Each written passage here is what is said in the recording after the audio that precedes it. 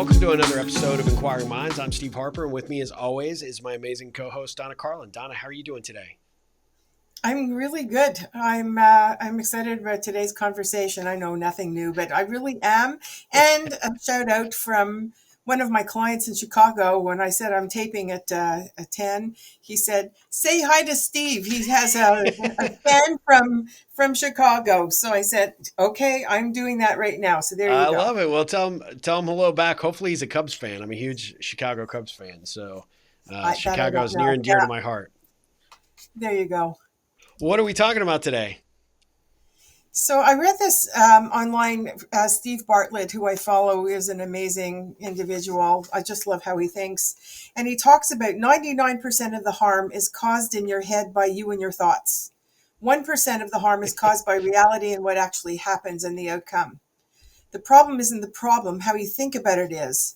And that also reminded me of a conversation I had with one of my clients, who was dealing with a team member that was difficult to say the least, Mm-hmm. and was talking about how, that person had dealt with adversity growing up and all of this. And I said, is it still happening? This individual is an adult now, living on their own, making a life of their own. Yeah, So is it still happening? No.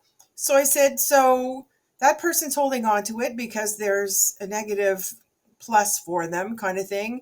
You're enabling it to continue because you're making accommodation for something that's no longer occurring.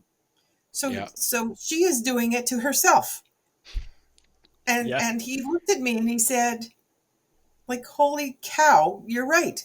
She is doing it to herself. And because we are making accommodations, feel sorry for her because 20 years ago, this is how she grew up. That's no longer, it might be relevant in making her who she is right now, but it's not relevant in how she's living her life right now unless she makes it that way.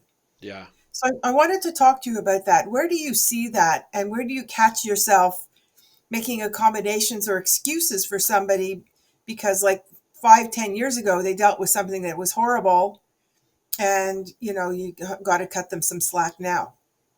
Yeah, I think that happens in a lot of relationships, personally and professionally, that the everything that happens is filtered through the lens of that story. And often, especially in a leadership capacity, I think one of the challenges that we run into is that we get sucked into that story and we're like, oh, how tragic or how challenging or difficult that might be. And now the fact that you sort of operate from that perspective, and that is the reason that you do certain things or the approach that you take or how you communicate.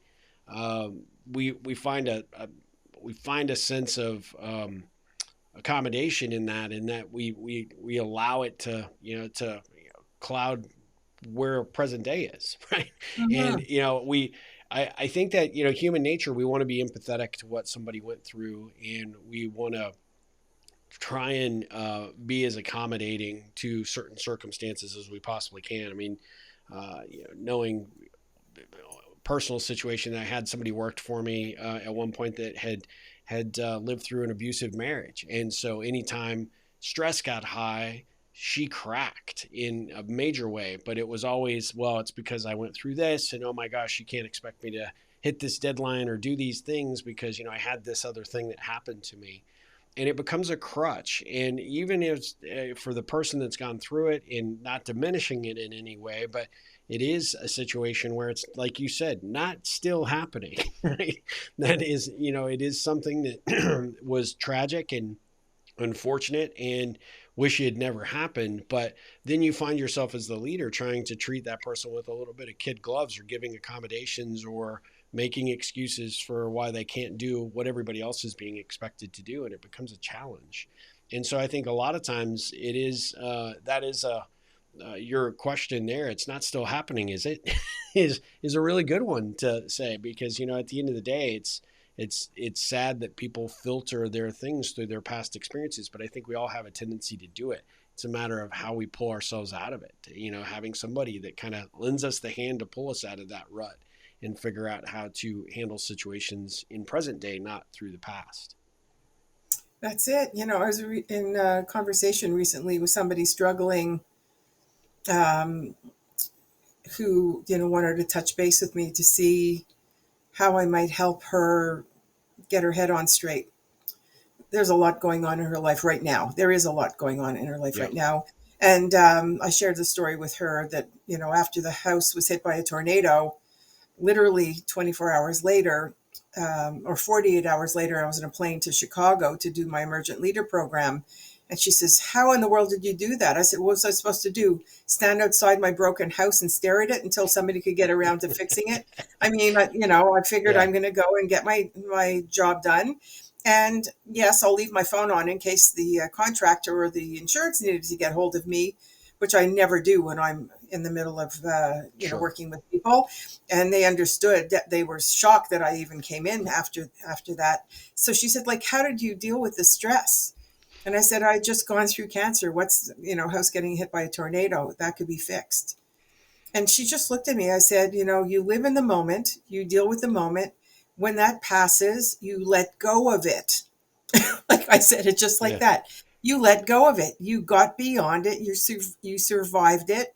You got stronger in some way because of it, and you let go of it so that you're able to embrace what's next. When you Yeah. hold on to this baggage, there's no room for you to embrace the good that's happening right now, because you're so, mired in all the garbage of that situation, or that emotion. Yeah. um, we rarely have somebody there to give you that reality check when you need it, right? So what do you have to do for yourself? Like, what is the reflection that'll help get somebody beyond that, Yeah. rather than you treat them with kid gloves? The reason I'm saying that, Steve, is when somebody takes on a job, they're making a commitment. They're making a commitment to execute on that job to the best of their ability, and to be present to whatever, that job entails, or their role entails. Yeah. Saying, "Cut me some slack because I'm dealing with stuff," that works once or twice if you really are dealing with a trauma at home in the moment. One thing. If it's something that happened in the past and you're not letting go of it, then the job, in my opinion, it's my opinion, of the leader, is to turn around and say, "What do you need to do to be 100% present now?"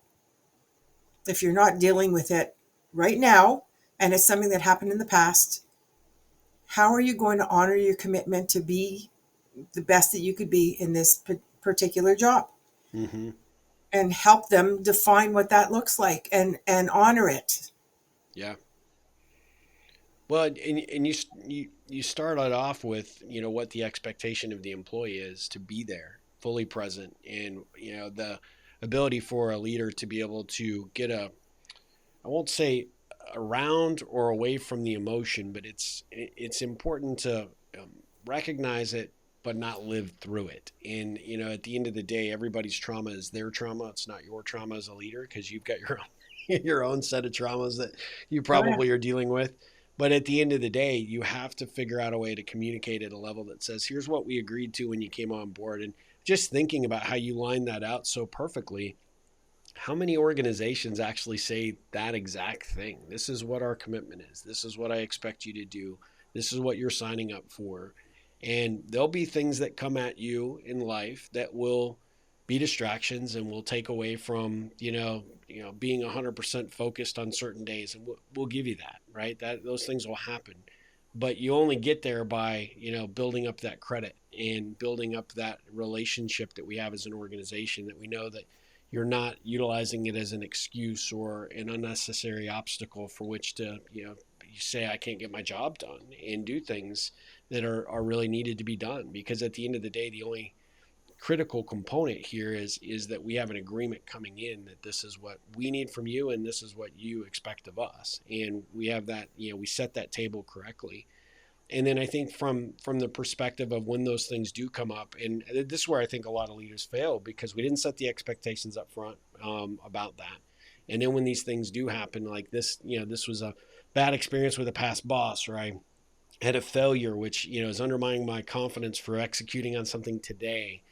That emotion piece is what really takes everybody off their game, takes that person off their game. And we're not diminishing that they feel it, but at the end of the day, you also have to reset the expectation. Like that happened 5 years ago, or that happened, Yeah. at a prior job under a different leadership, under a different product or service that you were selling. This is here and now, and this is what we do, and this is why we hired you, and we know you can execute on it. Otherwise, I wouldn't be giving you the responsibility. But I think a lot of leaders, because we haven't set the correct tone, I think have a hard time when these emotional things do come up, and they Yeah. undermine. And not taking anything away from anybody who deals with that, but it also becomes a convenient excuse. It's like a warm blanket, right? It becomes easy to insulate and protect ourselves from the unknown or the scary, or from getting hurt again, for a possible failure. But it's not fair to judge the current job or the current work or your current self through the lens of, what happened, 1 year ago, 5 years ago, 20 years ago. Yeah. For those people who tend to say, I was through a traumatic experience in my previous job because my boss was a jerk or whatever else, they're holding on to that through fear that it might happen again. And possibly, the reality check question is, are you holding me to account for something that somebody else did in another organization? Mm-hmm. Because I will not be held to account for what somebody else did in another organization. I want you to interact with me based on who I am, not through the lens of what you dealt with in another, organization at another time. Uh, in a kind way. It's just to stand your ground and say, It's Yeah. like, somebody goes through a bad relationship and a woman might say, all men are idiots. Sorry, all men are not idiots. That one might have been, but not all men are, or Yeah. not all women are needy, or whatever the stereotypes are in that person's mind. It's the same thing in this kind of situation. What are you holding on to that is just baggage? Yep. That's the bottom line that's holding you back. And if somebody says, I've been through all this, just cut me some slack. There are two ways of doing it. If somebody's dealing with something in the current moment and you say, are you dealing with something that I need to cut you some slack for? You don't even have to tell me what it is. I just need to know why you're not 100% present here. And if the answer is yes, at least for the next week or so, you know where you're at with that Yep. person. But if the person is saying, cut me some slack because I've had horrible experiences in the past, the answer is, I my know. job as your Yeah. leader is to enable you to do the best possible work. And in helping you hold on to something that happened 5 years ago is not helping you do your best possible work. Yep. So how are you That's going to right. let go of that? And you call them to account on the unintended agreement, not unintended, the unspoken agreement that you signed on the dotted line to work in this organization, not to find every excuse in the book why you're not going to step up and do your work. Yeah. And there are people who will want you to feel sorry for them for the rest of their life because they dealt with something when they were a teenager and they haven't dealt with it. They might need therapy to deal with it. You're not the therapist. You're the person who's getting the team together to make sure they do the job so that everyone is successful. And it's up to them to step up and be one of those people. Yeah. Yeah. I mean, it's a tough topic because you want to be, uh, I suppose in as a leader, you want to be a resource for them. You want to try and help them as best as you can. You want to lead them.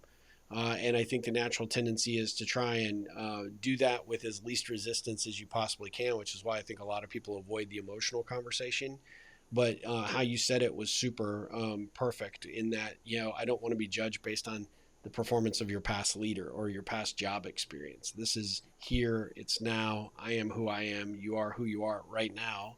And we need to find a way to get through this, and we need to get around it. And if you are having hangups emotionally or otherwise, we probably need to have that discussion and understand what that's going to do to limit your ability to execute on the job we've hired you for. And not threatening you. I'm not saying that we need to pull this into an Yeah. HR conversation, but at the end of the day, this is kind of where we're at. And because the other alternative, when you look at it or you think about it, is you're going to have an underperforming employee that seems to get away with everything. That's going to create a culture problem. Or you're going to have someone that's not delivering, which is going to impact business performance, and that's going to create a problem. or you're going to be looked at as a weak leader who can't get the best out of your people. And that's going to be a problem. So you have to find an avenue, even though it's uncomfortable and it's a difficult scenario. You have to find a way to have that conversation and get that person's direction recalibrated. Yeah, that's a good way of putting it. Yeah. Yeah, for sure. And it also implicates trust. Other, employees looking at you saying, why is that person getting away with this on a regular basis? Yeah. Right? Yeah. So does that mean if I do the minimum amount of work and have an excuse as to why I'm doing that, I'll get away with it too and still get the paycheck? I mean, culture is it's beyond culture. It goes into toxicity and how it brings an organization down. So how do you turn it around and say, what is it you need in order for you to get beyond this? Yeah. Because this has to change in a way that you're totally present and contributing. So, Yep. what is it? Like, I want you to succeed. As long as you're holding on to something that's happened in the past, it's going to come back to bite you. Yeah. So, what is it that you need to do to get beyond this? Yep. And not be responsible for what they do either, because you're responsible to them as a leader. We talked about That's that in right. this previous show, not for them and their emotions, thoughts, feelings, contributions, all of that. You're there to pave the way for them to do great work Yep. and not hold their hand the entire way. Yeah. So it would be interesting to see, like, some people unfortunately attract that kind of situation because they hold on to the past. You know what I mean? Yeah. Oh yeah. So if they're like that, they look for ways to complain about senior leadership or whatever else as to the reason why they're not doing their best work, rather than figure out a way where they can and engage the leader to support them in doing it. Um, it is a very tricky topic. It There's no is. question. It is, and Yeah. I'm really curious as to, this is a little bit of a controversial topic. I'm sure there are going to be some decided opinions and thoughts on this, and so I'm kind of anxious to hear what our listeners and our audience have to say about it. So, how can folks share their 3 cents, as we like to say it, with us, so that we can keep this conversation going? Best way is through our Facebook group, Inquiring Minds with Donna, Karlin, and Steve Harper. Join the community, share your 3 cents, let us know what you think, or if there's topics that you want us to discuss that we haven't touched upon yet. All our shows are posted on there, so you have access to them. YouTube, any of the podcast channels, we're available everywhere. So, join the community and join the conversation. It would be really interesting to hear from you. I want to just add a little caveat to this, and that is, like, if you speak to anybody who's ever worked with me over the last almost 41 years, you'll find that they will all tell you that I care deeply for them. And I will not allow them to stand in their own way of succeeding, leading, and being the best that they could be.